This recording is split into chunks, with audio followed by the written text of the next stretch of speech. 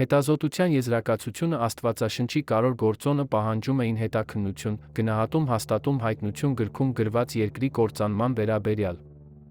Ավերման պատճառը նշված է Ա Կորինթացիներ 10:10-ում, որը հայտնի է որպես ավերիչ, չպետք է կիրառվի այլ հղումների նկատմամբ, որոնք որը մոլորակ են նույնականացնում որպես երկրի կործանման պատճառ։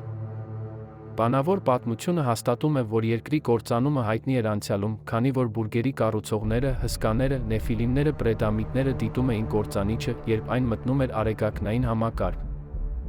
Խուճապն ու վախը կլանեցին ամեն ինչ, որ կարող էր տեսնել, երկնքում հայտնվեց մեկ այլ երկնային մարմին, այլ ուղղությունից, որը մոտենալուն պես մեծանում էր, ստեղծելով մի համադրություն երկնքում։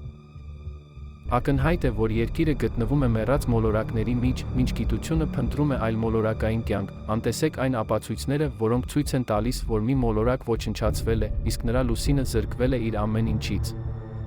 Մոլորակը հայտնի է որպես Մալդեկ, երբ կործանիչն անցավ նրա վրայով մագնիսականորեն միացավ, այդ ուժերը հանգեցրին դրա ոչնչացմանը, այսօր այն հայտնի է որպես աստերոիդների գոտի, իսկ նրա մակերույթից զրկված արբանյակը հայտնի է որպես Մարս։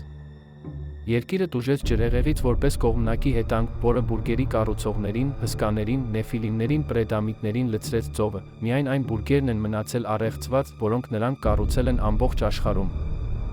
Երկրի կործանման մասին գիտեին նախադամիտները, քանի որ նրանք ականատես էին եղել Մալդեկ մոլորակի նրա արբանյակի կործանմանը, որը գիտությունն այսօր անվանում է Մարս։ Նպատակն է տեղեկացնել հավատացյալներին,